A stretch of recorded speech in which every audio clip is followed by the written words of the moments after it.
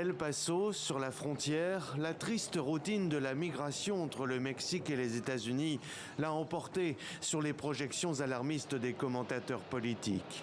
Ici, rien n'a changé, si ce n'est le nombre de soldats mobilisés pour débusquer chaque nouveau point de passage des migrants, parfois très jeunes.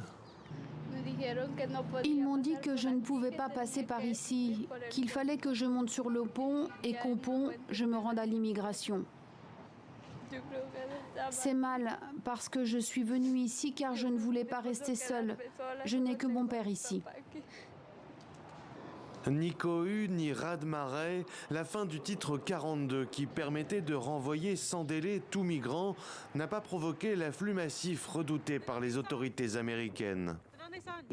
Au cours des 2 derniers jours, la patrouille frontalière des États-Unis a constaté une baisse d'environ 50% du nombre de personnes rencontrées à notre frontière sud par rapport aux chiffres du début de la semaine, avant la fin du titre 42, jeudi à minuit.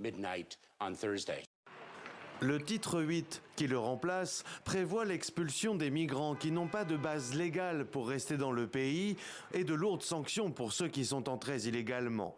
Tous cherchent désormais à obtenir ce nouveau sésame, un rendez-vous via l'application CBP One ou dans un bureau de l'administration dans le but de justifier d'une demande d'asile. Mais les 1000 rendez-vous quotidiens proposés par le service des douanes et de la protection des frontières ne suffisent pas. Pour vous donner un exemple, nos collègues de Juarez travaillent avec une famille de demandeurs d'asile qui est arrivée à la frontière en janvier. Depuis, ils essaient presque tous les jours d'obtenir un rendez-vous pour demander l'asile au point d'entrée. Eh bien, ils n'ont pas pu. Cela fait maintenant 4 mois d'essai et ils ne peuvent accéder à ce qui devrait être disponible. En près de 3 ans, sous le coup du titre 42, près de 3 millions de personnes ont été expulsées.